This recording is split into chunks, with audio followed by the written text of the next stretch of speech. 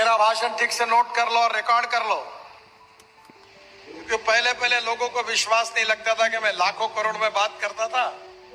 वैसे भी नेताओं की क्रेडिबिलिटी थोड़ी कमी होती है, बोलते थे ये बोल तो रहा है, होगा कहां से। पर मैं ऐसा एक मंत्री कहता हूं कि पैसे की कोई कमी नहीं है, जितना पैसा चाहिए उतना करें। इस देश में पैसे की कमी नहीं है, ईमानदारी से काम करने वालों की कमी है। पर जो पब्लिक प्राइवेट इन्वेस्टमेंट से हो सकता था वो सरकार ने करने की जरूरत नहीं थी। मैं शिपिंग का मंत्री था, मेरा बजट 800 करोड़ रुपए था, तो 5 साल में हो गए 4000 करोड़। मेरे अंडर 12 मेजर पोर्ट थे। मैंने 2 योजनाएं तैयार की थी, एक सागरमाला और एक भारतमाला। तो सागरमाला योजना में मैंने 16 लाख करोड़ की योजना हाथ में ली थी। बजट था 800 करोड़ का और अभी तक 12 लाख करोड़ के काम हुए हैं और ये पैसे में कोई कमी नहीं रही। वैसे मैं फाइनेंशियल एक्सपर्ट भी नहीं हूं और कुछ लोग मुझे इंजीनियर समझते हैं, मैं इंजीनियर भी नहीं हूं। मैं तो किसान हूं और वो भी मेरी दुर्भाग्य ऐसा है कि मैं इमरजेंसी के कारण, मेरे माता पिताओं की इच्छा थी कि मैं इंजीनियर बनूं, पर मुझे 52% मार्क मिले और 50% से कम साइंस ग्रुप में मिले तो मैं डिस्क्वालीफाई हो गया। तो मुझे इंजीनियरिंग कॉलेज में एडमिशन नहीं मिली।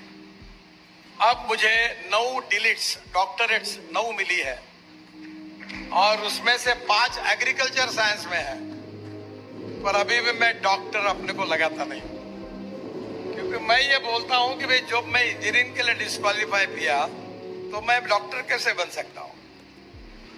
और 7 वर्ल्ड रिकॉर्ड हो गए।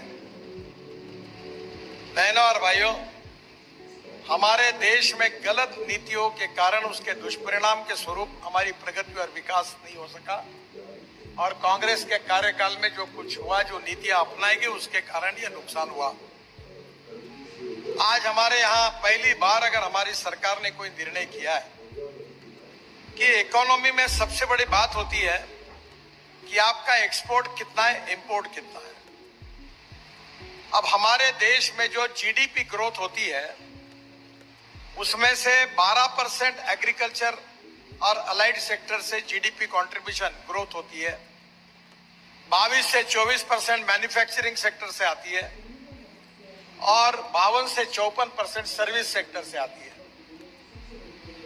और एग्रीकल्चर में केवल 14% कंट्रीब्यूशन है और 60 से 65% आबादी गांवों में बसती है। जब गांवों का विकास नहीं होगा, जल, जमीन, जंगल और जानवर आधारित इकोनॉमी अगर मजबूत नहीं होगी तो आत्मनिर्भर भारत कैसे बनेगा। और इसलिए स्वाभाविक रूप से हमारे देश की इकोनॉमी को अगर मजबूत करना है तो एक्सपोर्ट को बढ़ाना होगा, इंपोर्ट को कम करना होगा।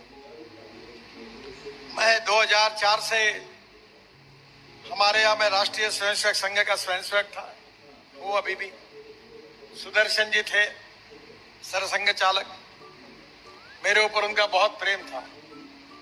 वो बोलते थे कि इस देश का किसान बिजली तैयार कर सकता है, ईंधन तैयार कर सकता है। और मुझे खुशी है कि अटल बिहारी वाजपेयी जी ने मुझे ब्राजील भेजा राम नाईक जी के साथ। और वहां से आने के बाद तब से मैं ये बोल रहा हूं 2004 से कि diversification of agriculture towards energy and power sector. और तब लोग विश्वास नहीं रखते थे। आज मैं आपको बताऊं, मैं भी 4 चीनी मिलें चलाता हूं, कम से कम 20 लाख टन का मेरा क्रशिंग है। और मैं लोगों को ये कहता था कि यहाँ ये आलू, टमाटर, मक्का, गेहूं, चावल लगा के किसान की तकदीर नहीं बदलने वाली है। तो हमारे सरकार में हमने सबसे पहले अगर कोई नीति अपनाई तो 22 लाख करोड़ रुपए हम खर्चा कर रहे थे फॉसिल फ्यूल पर। ये 22 लाख करोड़ देश के किसानों के पास कैसे जाए और किसान कैसे अन्नदाता से ऊर्जा दाता, ऊर्जा दाता से ईंधन दाता, ईंधन दाता से हाइड्रोजन दाता, हाइड्रोजन दाता से बिटुमिन दाता, बिटुमिन दाता से हवाई ईंधन दाता हमने बनाकर दिखाया। मैं ट्रांसपोर्ट मंत्री हूं, इसलिए मैं अथॉरिटी हूं, इसलिए मेरी बात को प्रमाण के रूप में मानी है। हमने इथेनॉल की शुरुआत की। मोलाइसिस से इथेनॉल बनता है, शुगर केन जूस से इथेनॉल बनता है। अब अभी हमारे यहाँ बांबू से इथेनॉल बनता है। परली से इथेनॉल पानीपत में बनने लगा है, परली से। और आपको बताते हुए मुझे खुशी हो रही है कि ब्रोकन राइस से भी बनता है, मक्के से भी बनता है। पिछले साल मक्के का भाव 1200 रुपए क्विंटल आया था। इस बार मक्के का भाव 2800 रुपए क्विंटल तक इसलिए गया क्योंकि मक्के की डिमांड बढ़ी, क्योंकि मक्के से इथेनॉल बनना शुरू हुआ। और पहली बार आज फ्लेक्स इंजन, मेरे पास दिल्ली में इनोवा गाड़ी है, वर्ल्ड की पहली गाड़ी है, नागपुर में भी है टोयोटा कंपनी की। वो यूरो 6 इमिशन नॉर्म्स को कंप्लाई करने वाली वर्ल्ड की पहले फ्लेक्स इंजन गाड़ी है। फ्लेक्स इंजन का मतलब 100% इथेनॉल किसानों ने तैयार किया, जिसका रेट 60 रुपए लीटर है और पेट्रोल का 120 रुपए लीटर है। और इथेनॉल डालने के बाद वो गाड़ी 60% बिजली तैयार करती है और 40% इथेनॉल यूज करती है। अगर पेट्रोल की इनोवा और इथेनॉल की फ्लेक्स इंजन की इनोवा अगर तुलना की जाए तो पेट्रोल का रेट एवरेज के हिसाब से 25 रुपए लीटर आता है। अब टाटा, टोयोटा और सुजुकी तीनों कंपनियां फ्लेक्स इंजन ला रही है। बजाज, टीवीएस, होंडा और हीरो, इन्होंने मोटरसाइकिल और स्कूटर लाई है। और इतना ही नहीं तो मैंने अभी 1-1.5 महीना पहले मैंने देखा कि ये जो परली है राइस्ट्रॉ, इससे सीएनजी निकलता है। मैं उस एसोसिएशन का अध्यक्ष हूं। 400 प्लांट प्रोसेस में है, 60 प्लांट शुरू हो गए हैं। Haryana, Punjab, western UP, Karnataka, Maharashtra. और मुझे बताते हुए खुशी हो रही है कि जो मोटरसाइकिल मैंने लॉन्च की बजाज की पूना में, तो उन्होंने बताया कि पेट्रोल से अगर हम बाइक चलाते हैं तो 2 रुपए 25 पैसे किलोमीटर खर्चा आता है, और अगर सीएनजी पर चलाते तो 1 रुपए किलोमीटर खर्चा आता है। अब आप ये समझिए, मैं आज जब तुम्हारे गांव के ऊपर से हेलीकॉप्टर से जा रहा था तो कुछ जगह परली जल रही थी। मैं बहुत दिनों से पीछे पड़ा हूं। सुप्रीम कोर्ट के चीफ जस्टिस ने मुझे बुलाया था सुप्रीम कोर्ट कि दिल्ली का प्रदूषण कैसे कम हो। तो मैंने कहा था कि जब वेस्ट में वैल्यू क्रिएट होगी तब होगा। अब पानीपत में इंडियन ऑयल का एक प्लांट है जो परली 2500 रुपए टन से खरीदता है, और जिसमें से 1 lakh litre bio ethanol per day, 150 ton bio bitumen यानी डांबर तैयार होता है पर डे, और 88,000 टन पर ईयर हवाई ईंधन सस्टेनेबल एविएशन फ्यूल तैयार हो रही है। यानी अब वो दिन दूर नहीं है कि परली से हवाई ईंधन तैयार होगा और उसके ऊपर हवाई जहाज चलेंगे। अब मेरे पास सब प्लांट है। मैं खेती में काम करता हूं, मैं उद्योगपति नहीं हूं ना। मैं उद्योगपति रहता तो टनेल, ब्रीड और रोड का मैं बहुत एक्सपर्ट हूं। मैं एक सेवा के लिए, किसानों के लिए काम करता हूं। हमारे यहाँ जो शुगर मिलें होती है उसके मालिक किसान होते हैं, उनके शेयर होल्डिंग पर मिलें चलती है। तुम्हारे कुरुक्षेत्र जिले को जितनी बिजली लगती है उतनी बिजली हम तैयार करते हैं, हमारे किसान। और 5 lakh litre ethanol per day बनाते हैं।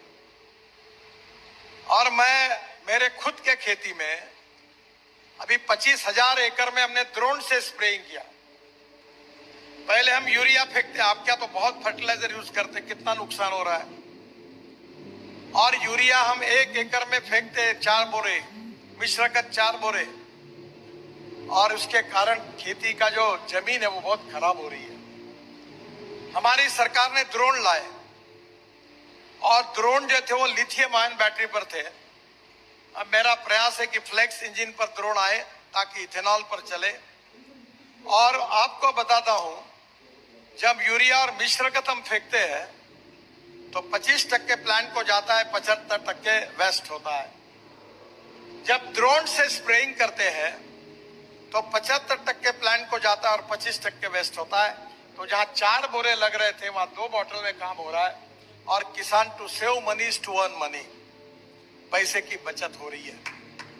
और मैंने खुद हमारे क्षेत्र में 25,000 एकड़ ड्रोन से स्प्रेइंग किया। और मेरी पत्नी खेती देखती है, 1 एकड़ में 10 एकड़ में मुझे 880 टन यानी 880 क्विंटल पर एकड़ गन्ना हुआ है। और गन्ने में सबसे इंपॉर्टेंट है ऑर्गेनिक कार्बन।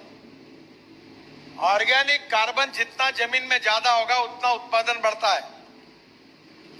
और अब हमारे यहाँ ऑर्गेनिक खेती, प्राकृतिक खेती भी काफी चर्चा हो रही है। और आने वाले समय में हमारा उत्पादन बढ़े पर उत्पादन खर्चा कम हो। और हमारा किसान ये जो 22 लाख करोड़ का जो इंपोर्ट है फॉसिल फ्यूल का, इसमें 10 लाख करोड़ बचकर हमारा किसान इथेनॉल बनाए, हमारा किसान सीएनजी एलएनजी बनाए, हमारा किसान हाइड्रोजन बनाए, ये हमारा सपना है। मेरे पास हाइड्रोजन की गाड़ी है दिल्ली में, मर्सिडीज जैसी है।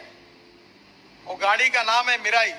मिराई ये जापानी वर्ड है, मिराई मीन्स फ्यूचर, भविष्य। और गाड़ी में धुआं आता नहीं, पोल्यूशन होता नहीं, कंफर्ट्स एकदम बढ़िया। वो दिन अब दूर नहीं है कि आने वाले दिनों में ट्रैक्टर, ट्रक, बसेस, हवाई जहाज, रेलवे के इंजन, ये सब हाइड्रोजन पे तैयार होंगे। और हाइड्रोजन पे हमारी देश आज ऊर्जा को आयात करने वाला है, हम ऊर्जा को निर्यात करने वाला देश बने। जैसे आपने ढाबे रखे ना रोड पर, वैसे किसान अपने खेत में हाइड्रोजन तैयार करेगा और ट्रक और बसेस में भरेगा। वो दिन अब दूर नहीं है। मेरी बात शायद आपको एकदम विश्वास नहीं होगा, पर आप एक बात जरूर याद रखिए कि मैंने आज तक जो बोला है वो 101% वैसा ही हुआ है। जो कोयले से तैयार होता है वो ब्लैक हाइड्रोजन है, जो पेट्रोलियम से होता है वो ब्राउन हाइड्रोजन है, और जो बायोमास से बनता है, कचरे से बनता है, ऑर्गेनिक वेस्ट से बनता है, पानी से बनता है, वो ग्रीन हाइड्रोजन। हमारा देश इलेक्ट्रोलाइजर बनाने में वर्ल्ड का नंबर 1 देश है। मैंने उस फैक्ट्री का इनॉग्रेशन किया था। पानी से 1 किलो हाइड्रोजन निकालने के लिए 50 यूनिट बिजली लगती है। और पानी से H2O यानी हाइड्रोजन और ऑक्सीजन।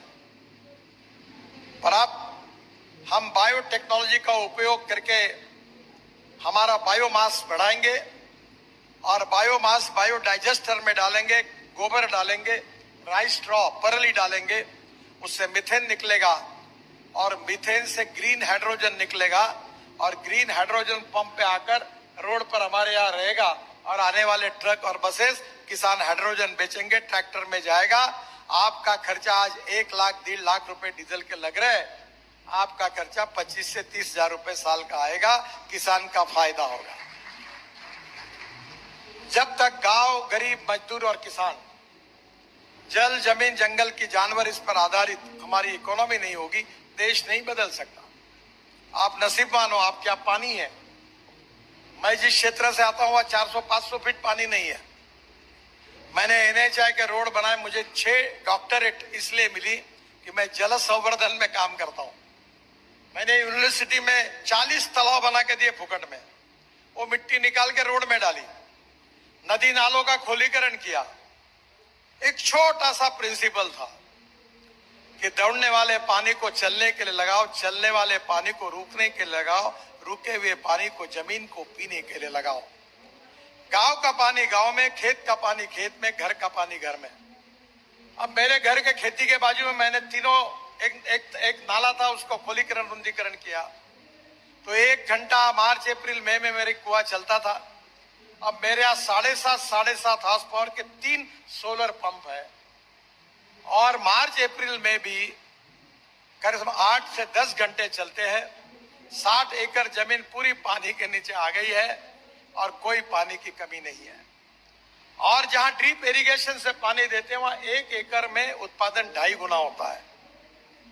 आने वाले समय में हमारे यहाँ आप दूध का बहुत अच्छा काम करते हैं। आपको पता नहीं होगा कि आपकी जो गिर गाय है वो 1952 में ब्राजील गई थी और ब्राजील में जाने के बाद उन्होंने संशोधन करके वो गाय साहिवाल, गिर, राठी ये ब्राजील में गई थी। और मैं जब ब्राजील के एम्बेसडर के साथ जानकारी ले रहा था तो वो गाय वहां 60 लीटर दूध देती है और उस गाय का जो बूल तैयार हुआ उसका नाम था टोरैंडो, जिसकी मां का दूध 60 लीटर था। उसका सीमेंस लाकर इंडिया में 2 लीटर के गाय को दिया तो गोरी हुई 20 लीटर वाली। और अभी जैसे टेस्ट ट्यूब बेबी है वैसे एम्ब्रियो ट्रांसफर होता है और हमारे देश में ऐसे 3 सेंटर शुरू हुए हैं। सौभाग्य से तीनों का उद्घाटन मेरे हाथ से हुआ है। एक सांगली में चितड़े करके डेयरी है, 60 लाख लीटर दूध लेते रोज, उन्होंने किया, शरद पवार साहब और मैं वहां थे। दूसरा जो था वो बारामती में पवार साहब ने खोला है, उसका भी इनॉग्रेशन मेरे हाथ से हुआ। और तीसरा नागपुर में वेटरनरी यूनिवर्सिटी में हुआ। अब आपके यहाँ जो गाय 10 लीटर दूध देती है, अब ये टेक्नोलॉजी आई है कि जो बेटी बचाओ अभियान है, अब इसके लिए गोरी बचाओ अभियान की जरूरत ही नहीं है। 100% गोरी होगी और 8 लीटर के गाय को जिसकी मां का दूध 60 लीटर है वो सीमेंस देंगे और 100% गोरी होगी तो हर गाय 30-30, 40-40 लीटर दूध देने वाली देशी नस्ल की होगी। तो गाय के लिए आपको किसान आत्महत्या करेंगे। ये जर्सी, ये हुस्टन, ये इसका दूध भी अलग है, उसका सभी अलग है। तो आने वाले समय में अगर जर्सी और हुस्टन को भी अगर हमने ये इंजेक्शन दिया सीमेंस का तो 3 वेत में वो भी इंडियन हो जाएगी। तो रिवोल्यूशन टेक 2 चीजें जो हमारे सरकार की विशेषता है कि innovation, entrepreneurship, science, technology, research, skilled and successful practices, we name it as knowledge and conversion of knowledge into wealth is the future. और दूसरी बात है कि no material is waste and no person is waste. It is depending upon the appropriate technology and appropriate vision of the leadership that you can convert waste into wealth. आपका भी है, पानीपत के बाद एक UR2 बना है, फिर दिल्ली मुंबई, हमने ये गाजीपुर के टेकड़ी का 60 लाख टन कचरा रोड में डाल दिया। आने वाले समय में चंडीगढ़ में भी डाल दिया और वो वेस्ट को सेग्रीगेट करके प्लास्टिक से क्रूड पेट्रोल बनता है, ग्लास और मेटल का रिसाइकलिंग होता है, ऑर्गेनिक वेस्ट से मीथेन निकलता है तो हाइड्रोजन तैयार होता है।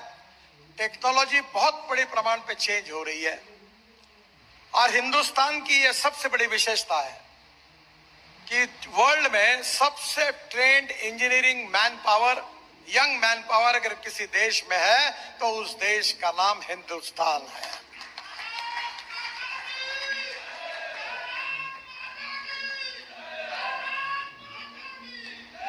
आपको पता होगा कि हमारे सॉफ्टवेयर इंजीनियर्स पूरे वर्ल्ड में वेल रिकॉग्नाइज है।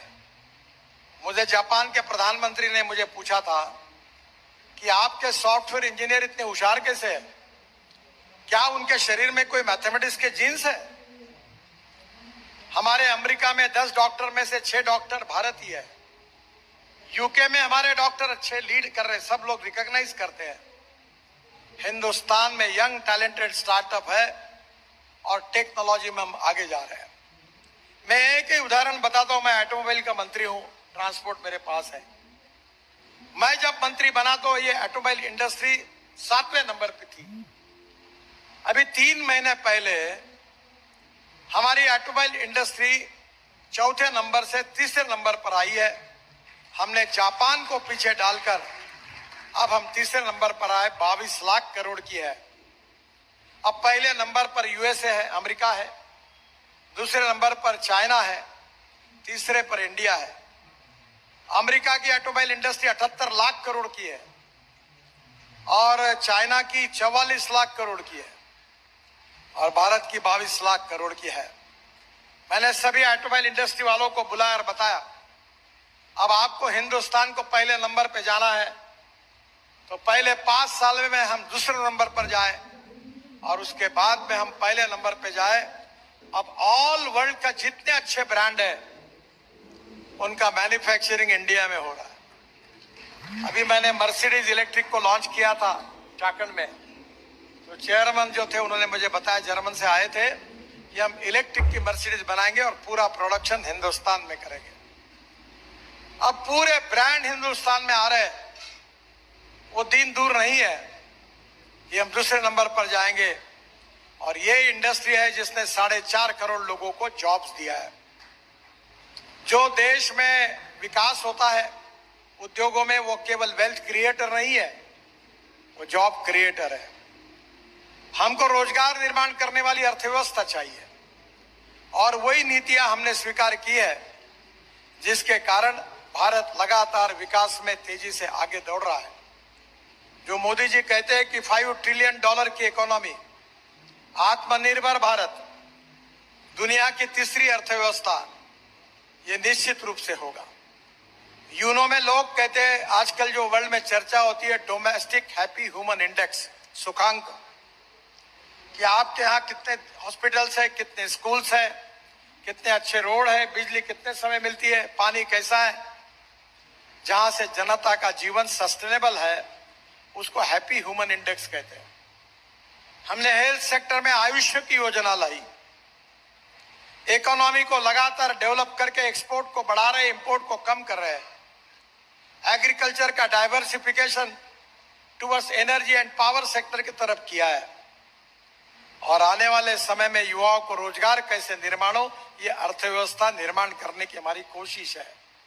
और इसलिए मेरा विश्वास है कि निश्चित रूप से आने वाले समय में हमारा देश बदल रहा है।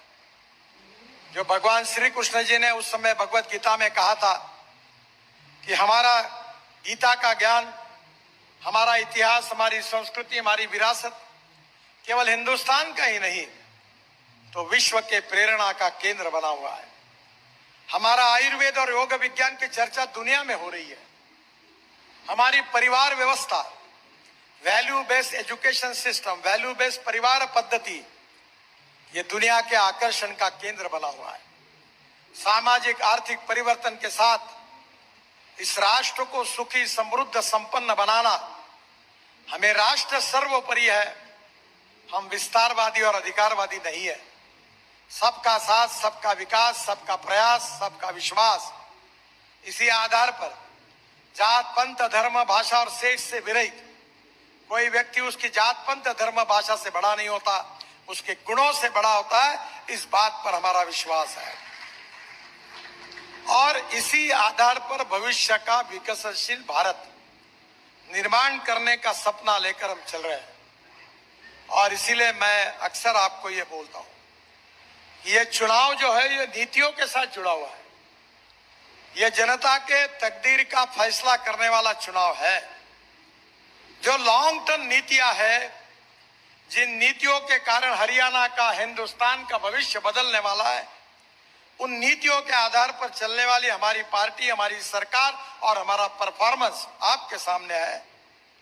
और अगर आप इस देश को बदलना चाहते, देश के भविष्य को बदलना चाहते, गांव, गरीब, मजदूर, किसान का कल्याण करना चाहते, भय, भूख, आतंक और भ्रष्टाचार से देश को मुक्त करना चाहते हैं, तो निश्चित रूप से भारतीय जनता पार्टी आपकी अपेक्षाएं पूरी कर सकती है। और इसीलिए हमारे नायब सिंह जी यहां से खड़े हैं। हरियाणा धार्मिक दृष्टि से हमारा कुरुक्षेत्र जितना महत्वपूर्ण है, वैसे किसानों के दृष्टि से भी बहुत महत्वपूर्ण है। आने वाले समय में देश का भी विकास होगा, हरियाणा का भी विकास होगा। और विशेष रूप से मुझे विश्वास है कि हमारे जो उम्मीदवार हैं वो इसी क्षेत्र से जो चुनाव लड़ रहे हैं, उनके नेतृत्व में हरियाणा के तकदीर और भविष्य को बदलने का फैसला हमने किया है। और इसलिए मैं आपसे अनुरोध करूंगा, क्योंकि मुझे भी अगली सभा में जाना है और 6 बजे के बाद हेलीकॉप्टर नहीं उड़ सकता, तो मेरा आपसे अनुरोध है कि आप निश्चित रूप से आने वाले समय में सैनी जी को, भारतीय जनता पार्टी को प्रचंड मतों से विजयी करिए और सेवा करने का मौका दीजिए और हिंदुस्तान के भविष्य को बदलने की जो कोशिश हो रही है उसमें आपका सक्रिय सहभाग और समर्थन दीजिए। इसी प्रार्थना के साथ मैं अपनी बात समाप्त करता हूं। धन्यवाद, नमस्कार।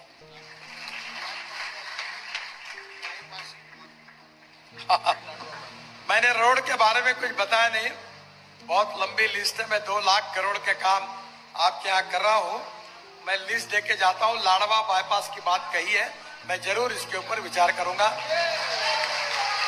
पर आपके यहाँ से 7 किलोमीटर पर ये जो शामली अंबाला इंटरचेंज बन रहा है, जो दिल्ली देहरादून को जुड़ने वाला है, वो काम जल्दी हो जाएगा दिसंबर तक। और मुझे लगता है उसके कारण भी आपकी काफी समस्या सुलझाई जाएगी। बाकी बहुत सा बताना एक रोड का है, वो इंटरनेट पर आपके वेबसाइट पर ये डाल देंगे। बहुत बहुत धन्यवाद, नमस्कार।